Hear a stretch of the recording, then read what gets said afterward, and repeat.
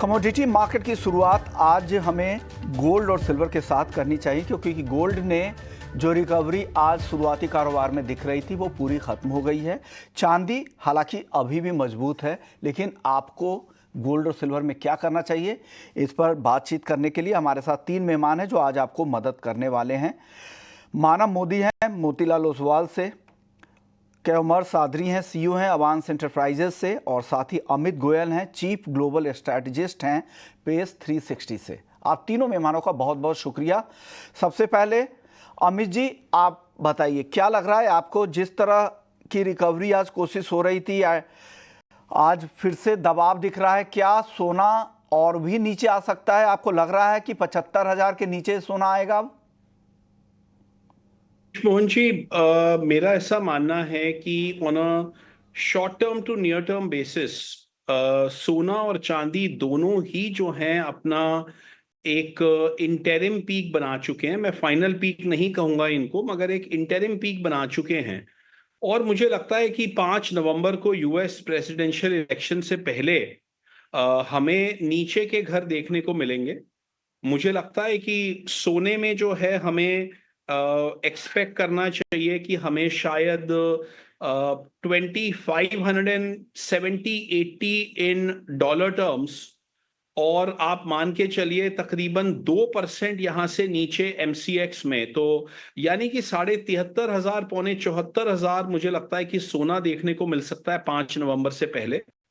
और चांदी में मुझे लगता है कि यहां से अनदर 3 से लेके 4% का डाउनसाइड हो सकता है 5 नवंबर से पहले तक का। तो ओके, तो अभी आप ये मान के चलिए कि जो पीक्स लगी हैं, सोने की पीक लगी है कोई डॉलर टर्म्स में 2697-98 के लगभग, और चांदी की डॉलर टर्म्स में लगी है 32.90 स्पॉट चांदी इन डॉलर टर्म्स।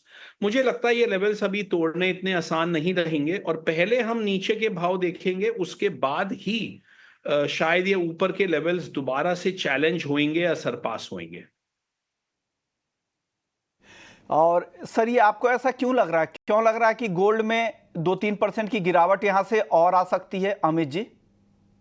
देखिए, इसके 2-3 कारण हैं। एक तो डॉलर इंडेक्स जो है, जो कि 100 पे चले गया था, वो अभी 102.70 है। तो डॉलर इंडेक्स में 2.5% का इजाफा हुआ है पिछले तकरीबन 2 हफ्तों में। नंबर एक। नंबर दो, फेड के रेट कट्स की जो आकांक्षा की जा रही थी, जो आशा की जा रही थी, अब मार्केट प्राइस इन कर रही है कि उतने रेट कट्स नहीं होंगे। पहले लोग सोच रहे थे कि नवंबर और दिसंबर में मिला के 75 बेसिस पॉइंट्स के कट्स तो जरूर ही होंगे। अब डिस्काउंटिंग जो है वो लेस देन 50 बेसिस पॉइंट्स की है बाय दिसंबर। तो फेड के रेट कट्स की जो आशाएं हैं वो थोड़ी कम हुई हैं। यूएस में बॉन्ड यील्ड्स जो हैं, 2 ईयर बॉन्ड यील्ड 4% के ऊपर आ गई है। 10 ईयर बॉन्ड यील्ड भी जो है अपने बॉटम से काफी बढ़ गई है। डॉलर इंडेक्स भी अपने बॉटम से बहुत बढ़ गया है। And last but not the least, 5 नवंबर को यूएस इलेक्शंस हैं, 6 नवंबर को उसके रिजल्ट्स हैं। और लोगों का ये मानना है कि जो ट्रंप प्रेसिडेंसी अगर होती है तो वो सोने चांदी और बॉन्ड्स के लिए अच्छा नहीं होगा, और डॉलर इंडेक्स और भी बढ़ सकता है। ऐसा पिछला अनुभव रहा है जब पिछली बार 2016 में ट्रंप ने इलेक्शन जीता था। तो इसलिए मार्केट में एक थोड़ा सा भय रहेगा कि अगर ट्रंप इलेक्शन जीत गए तो सोने चांदी और बॉन्ड्स में गिरावट आ सकती है और डॉलर इंडेक्स में तेजी आ सकती है। तो मार्केट कहीं ना कहीं अपने आप को इस तरीके से पोजीशन करके जाएगा 5 नवंबर से पहले कि अगर तो ट्रंप की प्रेसिडेंसी आई तो वहां से आपको थोड़ा डाउनसाइड और देखने को मिलेगा सोने और चांदी में। मगर अगर हैरिस की प्रेसिडेंसी आई तो जो है आप कम से कम 2-3-4% की आप रैली भी देखेंगे। अभी करंट लेवल से वो चीज स्वाभाविक नहीं लग रही, क्योंकि करंट लेवल्स बहुत ऊंचे लेवल्स हैं। डॉलर इंडेक्स ऑलरेडी बढ़ चुका है, बॉन्ड यील्ड्स ऑलरेडी बढ़ चुकी हैं। यूएस में एक रिस्क ऑन रैली जो है वो इक्विटीज में पिछले कई हफ्तों से चल रही है। और ये सारा जो समीकरण है, ये सोने के लिए कोई बहुत बढ़िया जो है वो समीकरण नहीं है, मैक्रो बैकड्रॉप नहीं है। तो हमें इस चीज को जो है वो ध्यान में रखना है कि आने वाले समय में इक्विटीज जो हैं आने वाले 2-3 महीनों में थोड़ा बेहतर कर सकती हैं, चाहे वो यूएस इक्विटी है, चाहे वो इंडियन इक्विटी है। डॉलर इंडेक्स में अपसाइड पोटेंशियल है, बॉन्ड यील्ड्स ऑलरेडी बढ़ चुकी हैं। ये सब को देखते हुए मुझे लगता है कि सोने और चांदी में बहुत ज्यादा तेजी की हमें आशाएं अभी नहीं करनी चाहिए। चलिए, अच्छी बात है, आपने काफ़ी क्लैरिटी के साथ बता दिया। तो यहाँ पर जो लोग अगर हमारे एक दर्शक है, उनके सवाल कई दिनों से आ रहे थे। उनका नाम है भरत आहूजा। ये अपनी बेटी के लिए बेटी की शादी के लिए सोना खरीदना चाह रहे हैं, रुके हुए हैं। तो इनको रुकना चाहिए अमित जी, क्या सलाह देंगे आप? लगता है कि इनको जो है कुछ एक हफ्ते और वेट ये कर सकते हैं। तो 5 नवंबर से पहले दिवाली के लेट से कुछ ही समय पहले या दिवाली तक मुझे लगता है कि हमेशा यह उम्मीद की जाती है कि दिवाली पर और धनतेरस के टाइम जो है सोना अपने हाईएस्ट पे होगा, मगर ये अब एक ग्लोबल एसेट क्लास है और ये जो है वो केवल इंडिया के फेस्टिवल्स या वेडिंग सीजन के हिसाब से अब नहीं चलती है। इसमें बहुत सारे ग्लोबल फैक्टर्स शामिल रहते हैं और चाइना के सेंट्रल बैंक ने 5 महीने से कोई बाइंग नहीं की है गोल्ड में, ये हम सब जानते हैं। तो मुझे ऐसा लगता है कि दिवाली तक एक बार आपको नीचे के भाव और देखने को मिलेंगे। यहां से तकरीबन, मैं बहुत ज्यादा मंदे की बात नहीं कर रहा हूं, सोने में 2% और चांदी में 3 से लेके 4%। अगर वो मंदा आता है तो वहां पर उनको जरूर खरीद लेना चाहिए, क्योंकि अगर 6 नवंबर को कमला हैरिस अगर यूएस की प्रेसिडेंट घोषित होती हैं तो वहां से आपको दोबारा से एक ठीक ठाक तेजी देखने को मिलेगी। बात है, तो आपने काफ़ी क्लियर कर दिया है। चलिए, अब एक एक करके अलग अलग सवाल ले लेते हैं। हमारे साथ है नितिन, है कानपुर से। 87,300 रुपये पे चांदी 4 लॉट खरीदा है। मानव, आप बताइए, आप क्या सलाह देंगे नितिन जी को? क्या करना चाहिए चांदी में इनको? अच्छा, अभी भी इतनी गिरावट के बाद भी चांदी में इनको फायदा हो रहा है, बने रहें या निकल जाएं? जी विश्वनाथ जी, मेरे ख्याल से चांदी में जो इमीडिएट हमने कल के दिन में फॉल देखा है, ऑलमोस्ट 3,000 रुपये का फॉल है। वहां से थोड़ी बहुत रिलीफ रैली बिल्कुल हम देख सकते हैं। शायद ऊपर के जोन में एक 89,800 के आसपास हमें वो रैली दिख सकती है, लेकिन अभी भी जो स्ट्रेंथ है वो प्रॉपर ट्रेंड जो है ऊपर की तरफ नहीं दिख रहा है। अभी भी ऐसा लग रहा है कि वो लेवल्स अगर आते हैं 89,500 89,800 के बीच में, तो वहां से फिर से एक बार सेल ऑफ आ सकता है। शायद 88,000 तक का वापस जो लेवल है वो टेस्ट हो सकता है। 88,000 नीचे में बहुत अच्छा सपोर्ट है और ऊपर में 90,200 बहुत अच्छा रेजिस्टेंस है। जो जब तक ये रेंज नहीं निकलता है, मेरे ख्याल से वो डायरेक्शन एक क्लियर नहीं होगा। जैसे ये रेंज ब्रेकआउट होता है कोई भी तरफ, मेरे ख्याल से चांदी में वो हिसाब से एक रुख आनी चाहिए। अगले दर्शक हमारे साथ जतिन हैं। इनका भी सवाल चांदी पर ही कि चांदी में क्या करना चाहिए। आप अमित जी क्या सलाह देंगे सिल्वर में इनको? देखिए, मैं यही सलाह दूंगा कि अभी जो है कल एक शॉर्ट टर्म बॉटम लगा है और कल यूएस में शाम के इंडियन समय 6 बजे के हिसाब से सीपीआई रिपोर्ट आने वाली है। अब मेरी उम्मीद है कि ये रिपोर्ट थोड़ी डविश हो सकती है। अगर ये रिपोर्ट डविश हुई तो सोने चांदी में आपको एक टेम्परेरी, एक दिन की या आधे दिन की जो है वो आपको रिकवरी मिल सकती है।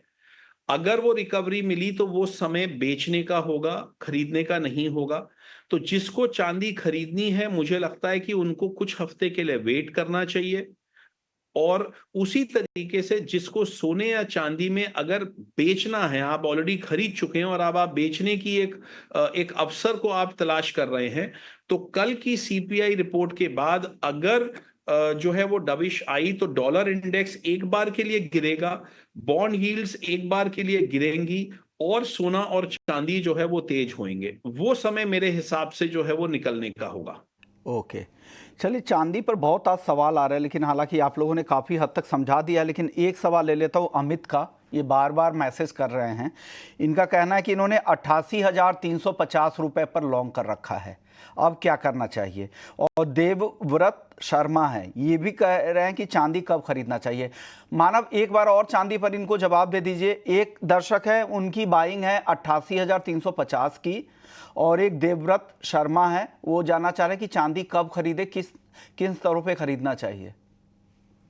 बिल्कुल मेरे ख्याल से अगर लॉन्ग टर्म व्यू है, मैं व्यू की हिसाब से, क्लैरिटी के हिसाब से बात करना चाहूंगा, क्योंकि अगर लॉन्ग टर्म के हिसाब से खरीदा है तो बहुत अच्छे लेवल्स पे एंट्री हुई है। 88,300 जो सपोर्ट जोन है, हमने जो बात की है, वहां से अगर लॉन्ग टर्म का व्यू है तो बिल्कुल होल्ड करके रखना चाहिए। जैसे मैंने ऊपर के लेवल्स की बात की, 90-200 एक स्ट्रिक्ट रेजिस्टेंस है।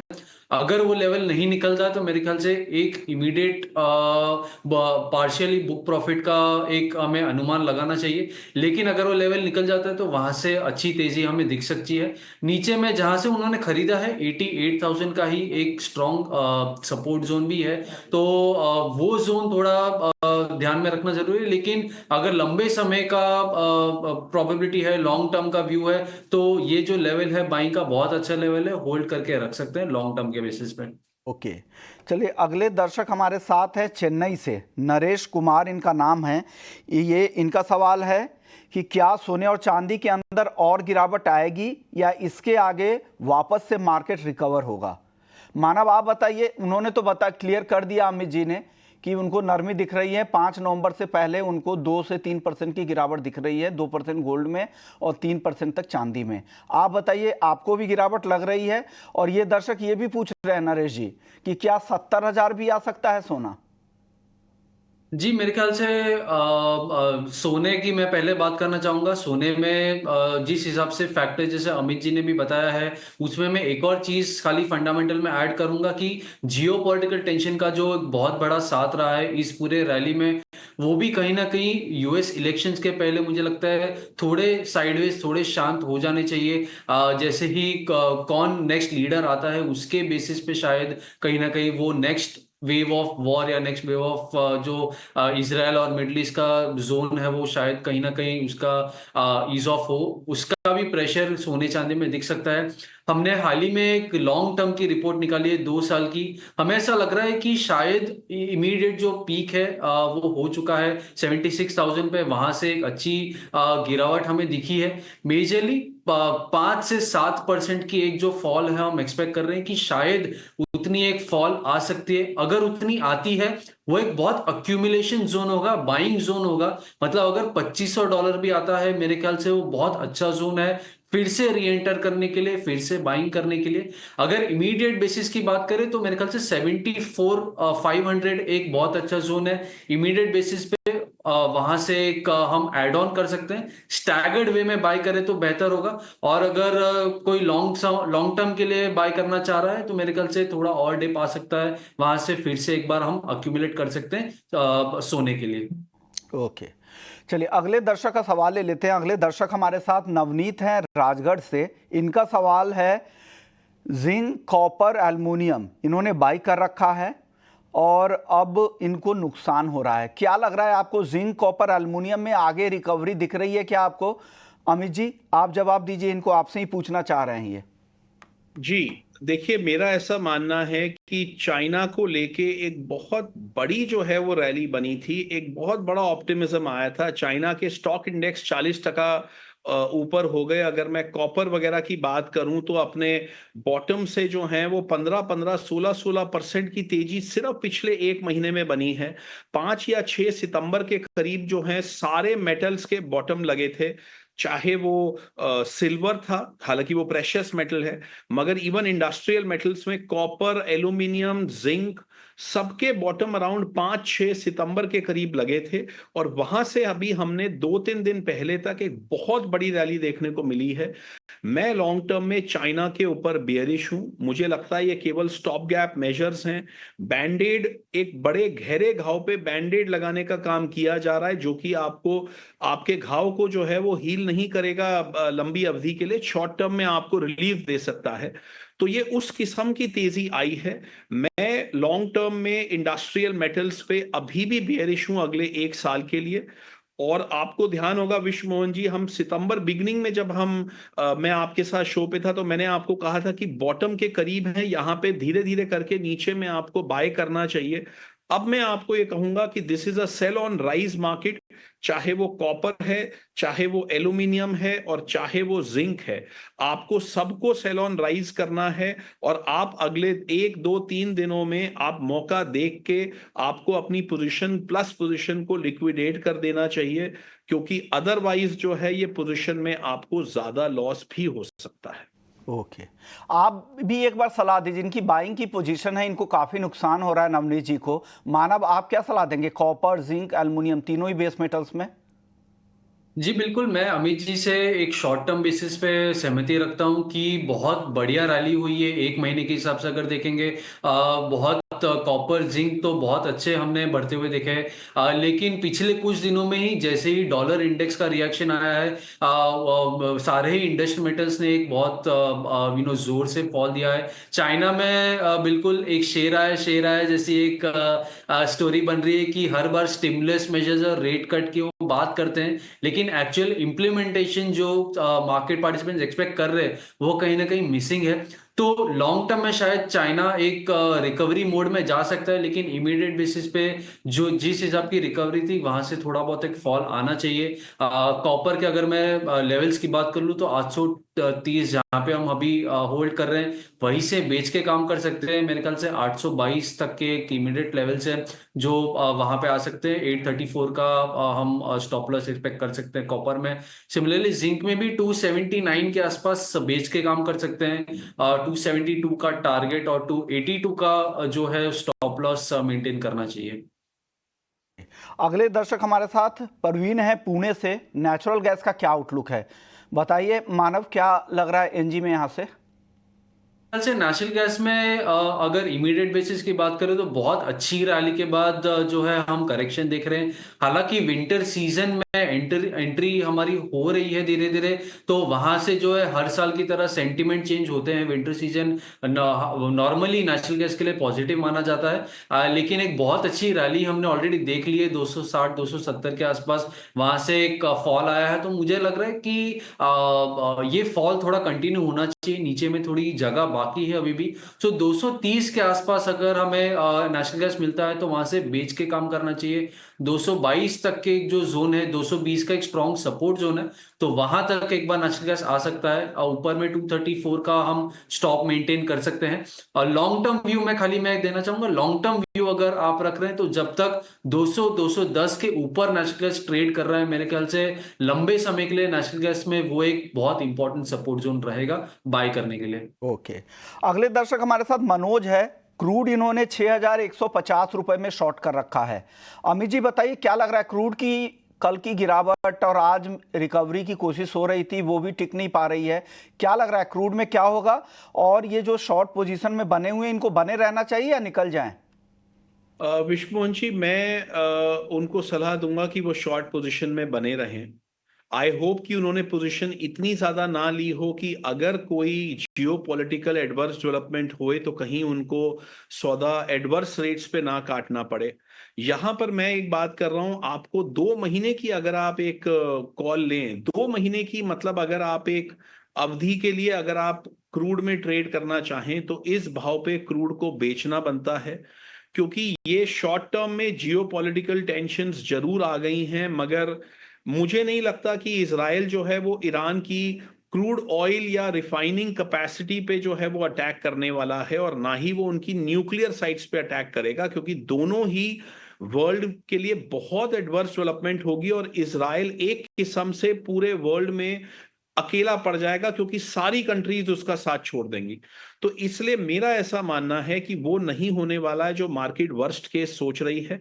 तो क्रूड ऑयल में यहां से ऊपर जाने को मेरे हिसाब से 1 1.5 या 2 डॉलर हैं, और नीचे जाने को कम से कम 5 6 डॉलर हैं। तो निवेशक को अपनी शॉर्ट पोजीशन पे बने रहना चाहिए, और 1 या 1.5 महीने के अंदर मुझे लगता है कि अच्छे प्रॉफिट में जो है वो लोग निकल सकते हैं। चलिए, हम एग्री मार्केट की शुरुआत करें, लेकिन उससे पहले एक दर्शक है जो मानव आपसे पूछ रहे हैं कि सिल्वर 2 लॉट बाइंग लेवल जानना चाह रहे हैं। आपका बाइंग लेवल क्या है सर सिल्वर में, मानव? मेरे ख्याल से बाइंग अगर करना है तो 89 800 से 90 200 का जो जोन है उसके ऊपर अगर प्राइसेस सस्टेन करते हैं तो उसके ऊपर बाइंग अच्छी बनती है। उसके पहले बाइंग थोड़ा रिस्की हो जाएगा। स्टॉप लॉस भी बता दीजिएगा इनको, अगर इनको बाई ही करना है तो क्या स्टॉप लॉस लगा के रखे मानव? जी बिल्कुल, इमीडिएट बेसिस पे जैसे मैंने कहा 90-200 के ऊपर अगर बाइंग कर रहे हैं तो इमीडिएट बेसिस पे 89,000 एक बहुत अच्छा जोन है। और अगर लंबे समय के लिए होल्ड करना चाह रहे हैं तो लंबा अगर व्यू है तो 88,000 बहुत अच्छा सपोर्ट जोन है। जब तक उसके ऊपर है बाइंग होल्ड कर सकते हैं। के सामने स्क्रीन पर ये कॉल चल भी रहे हैं, स्टॉप लॉस का भी ध्यान जरूर रखिएगा। चलिए एग्री मार्केट की बात कर लेते हैं। काफ़ी देर से सादरी जी हमारे साथ मौजूद है। सादरी जी, सबसे पहले ग्वार से शुरुआत करेंगे। क्या खबर है आपके पास? ग्वार सीड, ग्वार गम 2 दिनों से सुस्ती दिख रही है, क्या हो रहा है सर ग्राउंड में? टेक्नो फंडा व्यू दीजिए सर। नमस्कार विश्व मोहन जी। नमस्कार सर। ग्वारगम ग्वार सीड में ये हफ्ते हमने थोड़ी सुस्ती देखी है, जैसा कि आपने भी कहा। पिछले हफ्ते अच्छी खासी गिरावट देखने मिली थी। दोनों काउंटर तकरीबन 5 से 6% तक नीचे आए थे। ग्वारगम तो तकरीबन तकरीबन 1,000 रुपए की मूवमेंट दिखा चुका था पिछले महीने। अभी फिलहाल थोड़ा नरम है। अराइवल्स भी दोनों की अभी धीरे धीरे स्टार्ट हो रही है और अगले 1 आध महीने तक पीक अराइवल्स देखने मिलेंगे। मेरी इन दोनों काउंटर में फिलहाल हल्की फुल्की सी बाइंग की सलाह रहेगी, क्योंकि पिछले 2 दिन से हमने कोई गिरावट देखी नहीं। मोरलेस स्टेबल ही क्लोज हो रहे हैं। तो ग्वार सीड में मेरी 5500 के आसपास नवंबर वायदा चल रहा है। अभी आप 5650 के टारगेट के लिए सीड बाय कर सकते हैं। मेरा स्टॉप लॉस रहेगा 5400। और ग्वार गम की अगर बात करें तो ग्वार गम तकरीबन 11,150 के आसपास नवंबर वायदा ट्रेड कर रहा है। मेरा टारगेट रहेगा 11,350 से 11,400 का, और 11,000 से लेके 10,990 तक का स्टॉप लॉस मेंटेन करें। सर एग्री में मसालों में हल्दी कैसी दिख रही है आपको? हल्दी में भी आज सुस्ती जरूर दिखी है, लेकिन मिक्स्ड फंडामेंटल है। एक तरफ अराइवल्स के नंबर काफ़ी कम हो गए हैं और दूसरी तरफ जिस तरह की डिमांड है, कमज़ोर डिमांड है, साथ ही एक्सचेंज के वेयर हाउसेस में जो माल है उसके आने की भी चिंता लग रहा है कि उसके प्रेशर से और गिरावट बढ़ सकती है। क्या लग रहा है आपको, हल्दी में क्या होगा आगे सर? जी, हल्दी में मुझे ये तकरीबन जिस तरह से 14,000 के आसपास दिसंबर का कॉन्ट्रैक्ट ट्रेड कर रहा है और मोटा मोटी 13,400 के आसपास अक्टूबर का कॉन्ट्रैक्ट ट्रेड कर रहा है, तो काफी उठापटक पिछले 1 हफ्ते में इस काउंटर में देखने मिली है। लेकिन मेरी सलाह एटलीस्ट अगली एक शॉर्ट टर्म के लिए इन लेवल्स पे बाइंग की रहेगी, क्योंकि जैसा आपने भी कहा कि काफी हद तक अभी अराइवल्स भी स्लो हो गए हैं और एनसीडीएक्स एक्सचेंज में माल लग रहा है। लेकिन एनसीडीएक्स में जो माल लग रहा है वो ज्यादातर सांगली में लग रहा है, और सांगली हमेशा एक अच्छा डिमांड सेंटर है। राजापुरी क्वालिटी हमेशा अच्छी बिक जाती है कंपेयर टू निजामाबाद, जो एक कंपेरेटिवली स्लो मूविंग सेंटर है। अगर वहां माल लगता तो वो कॉन्ट्रैक्ट को थोड़ा नीचे की तरफ पुल कर सकता था, लेकिन जो क्वालिटी लग रही है फिलहाल वो सांगली में लग रही है। तो अगर थोड़ा भी फिजिकल में डिमांड आएगा, या अगर मान लो यहाँ से अगर प्राइजेस में सुस्ती दिखती है, तो वो वाला माल मैं मानता हूँ 300-400 टन उठने में ज्यादा टाइम नहीं लगेगा। तो इसलिए मेरी करंट सलाह रही रहेगी कि इन करंट प्राइजेस पे आप तकरीबन 14,400 के टारगेट के लिए हल्दी बाय करके चल सकते हैं, और स्टॉप लॉस रहेगा 13,750 का। जीरा और धनिया, इन दोनों में क्या राय है सर? जी, धनिया ने थोड़ी बहुत अच्छी रिकवरी दिखाई थी पिछले हफ्ते। मोटा मोटी 7540 के आसपास का हाई भी बनाया था नवंबर कॉन्ट्रैक्ट में कुछ दिनों पहले ही। और काफी टाइम तक ये 7200-7300 के आसपास कॉन्ट्रैक्ट में थोड़ी बहुत सुस्ती लग रही थी, लेकिन अभी थोड़ा मोमेंटम पकड़ा है। एनसीडीएक्स में एक अक्टूबर महीने में अच्छी खासी एफईडी दिख रही है, तकरीबन 5,000 मेट्रिक टन की। फिर अगले महीने ऑनवर्ड स्टॉक भी ओपन इंटरेस्ट के मुकाबले काफी कम हो जाएगा, मोटा मोटी 1:4 का रेशियो रह जाएगा। स्टॉक तकरीबन 5,500 के आसपास है, ओपन इंटरेस्ट 27-28 हजार के आसपास है। तो वो हिसाब से धनिया में भी इन लेवल्स पे हल्की फुल्की बाइंग कर सकते हैं, क्योंकि अभी फिजिकल में अराइवल्स भी काफी कम हो गए हैं। तो इसलिए एनसीडीएक्स के स्टॉक्स पे बाजार की अच्छी खासी डिपेंडेंस रहेगी, जिसका फायदा लेना चाहिए लोगों को। तो मैं समझता हूं आप 7650 के लिए इन लेवल्स पे बाइंग कर सकते हैं। स्टॉप लॉस रहेगा 7340।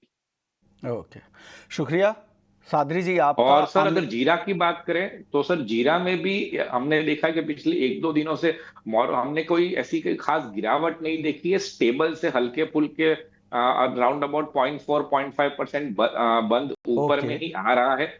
तो फेस्टिव सीजन के हिसाब से आप एक बार 26,850 के टारगेट के लिए जीरा भी बाय कर सकते हैं। 25,900 का स्टॉप लॉस रहेगा। ओके, शुक्रिया सादरी जी आपका। अमित जी और मानव आपका भी बहुत बहुत शुक्रिया, आप लोगों ने वक्त निकाला, दर्शकों के सभी सवालों के फटाफट जवाब दिए। जो भी सवाल रह गए थे हम आगे के शो में उनको शामिल करेंगे।